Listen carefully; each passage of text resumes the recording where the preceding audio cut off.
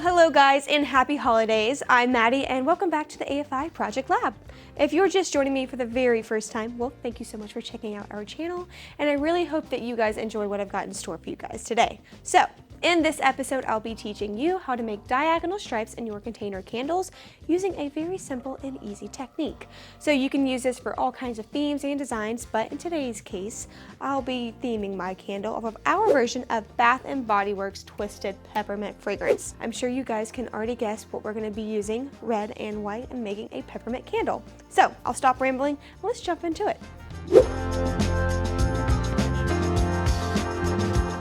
Alright, so I'm going to get started by wicking my jar as usual. So this is a small wood wick from the Flaming Candle right here, and I'll be using it in one of these narrow 9-ounce mason jars. So because the design I'm showing you guys today features diagonal stripes, you'll either need to use a wood wick or a really secure way to make sure your wicks stay straight. Making diagonals is easier than it looks, but it requires keeping the candle vessels propped up on its side so the wax dries diagonally. So once you guys see how it's done, you'll see exactly what I mean when I say using wood wicks for this design is way easier. So I'm done rambling, let's go ahead and get this wicked real quick. So I have my little wick sticker here, and we're just going to apply it to here.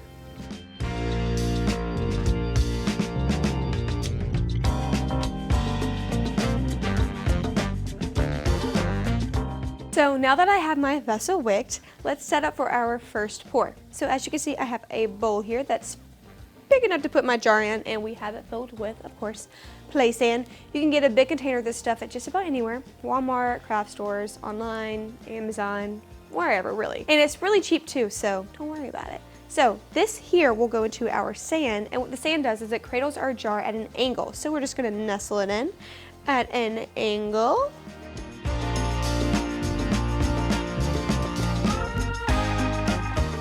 Alrighty, with all of that set up, I can go ahead and get started with melting my wax. As usual, I'm using my favorite container blend, which is Pro Blend 600.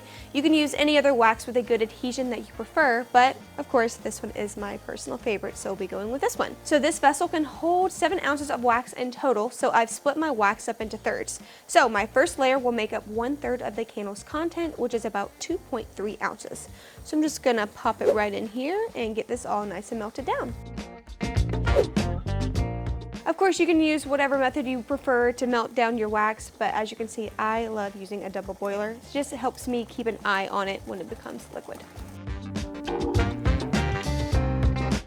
So it looks like everything is nice and melted down, so while this is still in our double boiler, I'm going to add in 3 drops of red liquid candle dye. So liquid candle dye is very concentrated and it gives great color payoff, and it's also a lot easier to get consistent colors because you can very easily control how much you add in at a time. I'm going to go ahead and put on some gloves just because I find that this little dropper here is a little leaky and I don't want to stain my fingers red. So does anyone else have trouble putting on gloves or just me? Drop it down in the comments below because I feel like I always struggle. All right, we got it. All right, so we're going to go ahead with 3 drops.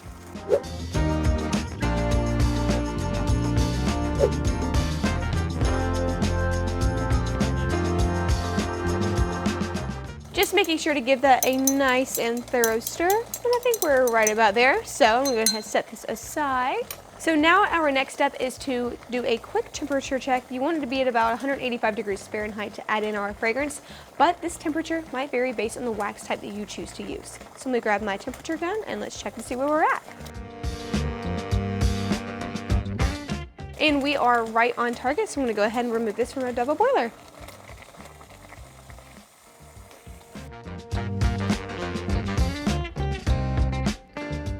Alright, so now is my favorite part of any project that we do is adding in our fragrance oil. So I'm going to be adding in 1/3 of the version of our Bath & Body Works Twisted Peppermint. It smells so good. So this is already pre-measured out, so I'm just going to go ahead and dump it in here. Oh, it smells so good. And in here we have 0.28 ounces. Alright, we're just going to make sure to give this a nice and thorough stir just to ensure that we have a beautiful hot and cold throw. So I'm just going to stir for a good minute or 2. Alright, I think we've been stirring for long enough. So now it's time to give our wax another temperature check, and it should be at our pouring temperature, which is around 165 degrees in my case.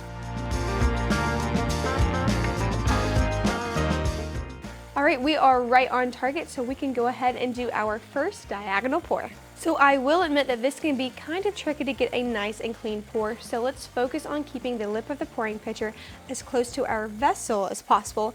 And what we're going to do is we're going to use a wood wick to our advantage, and it's going to act as a buffer and reduce splashing. So what that means is I'm going to directly pour our wax onto the wick that's in here. You'll see exactly what I mean in just a second.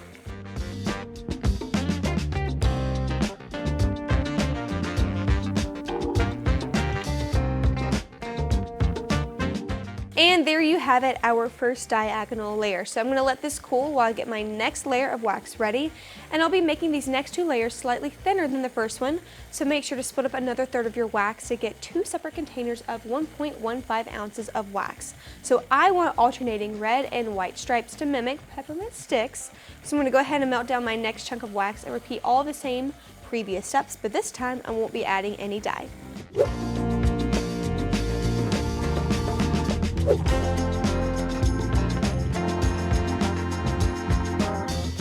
So now that my first layer has completely cooled and my second layer of wax is liquid, I'm going to go ahead and remove it from the double boiler, and then I'll be adding in 0.14 ounces of fragrance to stick with a 12% fragrance load. So we're just going to pour it in like we just did before, and make sure that we stir for a good minute or two just to make sure everything is nice and homogenized.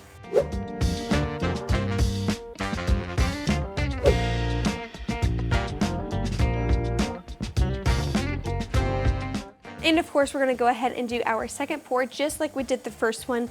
And keep in mind, your first pour is normally the hardest, so this one should be a lot easier. All right, so we're just going to go ahead and pour.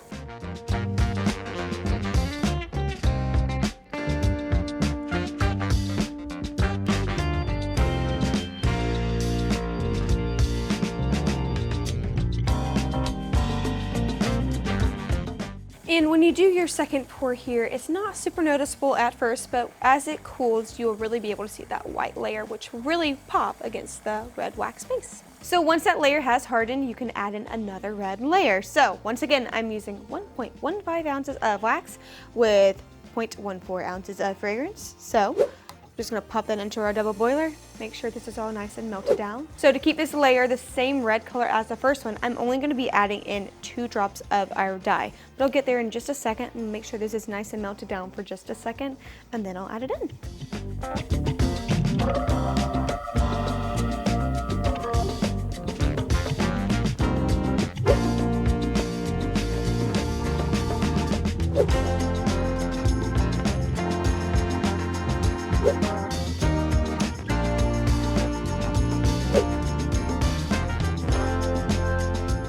So I went ahead and added in my red dye and of course my fragrance oil, and I'm just making sure to give it a nice and thorough stir. Then we're going to check our temperature, and then we're going to pour once again just like we've done before.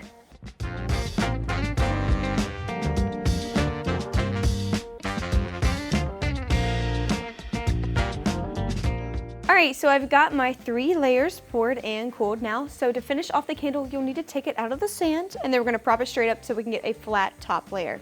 So make sure the last layer you pour is completely cool before taking it out of the sand though, or it will start to flatten out and become uneven, and you won't get that cool little diagonal effect. So to hop into our last layer, we're just going to pop this wax into our double boiler like we've been doing before. We're going to let it melt, but this time, of course, it's going to be our white layer since we just did our red.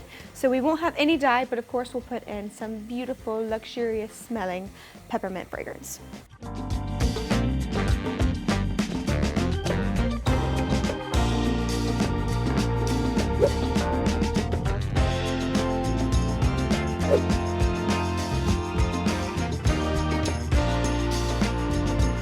So I just did my last pour of our wonderful peppermint fragrance into our melted wax here. And now we're going to do our last pour. As you can see, I removed it from our sand, so this pour will be nice and flat and even. So when this last layer cools, the full effect will really pop. So I personally love this contrast of the white and red combined with the peppermint fragrance. It just really smells and embodies the whole vibe of Christmas. Now you can go in and use other colors like maybe green, red, and white, whatever you want to do, whatever candy cane you want to do. But I just chose to go with our classic look. And as you guys can see, we are completely done almost. We have one final step, which is trimming our wick down to 1/4 of an inch. So go ahead and grab your little clippers here and we're going to trim it down. And now we are finally done with our candle. So to get the most out of it, give it a week or so to cure to really let the fragrance fully settle. So letting the fragrance really distribute on an even level molecularly will give you the best hot and cold throw. So to calculate the price of your candles, consider the cost of your supplies, raw material, and your labor. So for me, I would sell mine wholesale for $5 to $7 and retail for $10 to $14. But again, these price points might change based on the supplies and materials that you choose to use and what you prove what your labor is worth. So don't forget to head on over to our channel for more candle projects just like this one that's super easy to add to your product line. If you haven't already, go ahead and like this video and subscribe to our channel. And of course, make sure to ring that notification icon so you guys can stay in the know for when we post next. I'm Maddie and I hope to see you guys in our AFI project lab sooner rather than later. So yeah, I'll catch you guys soon. Bye.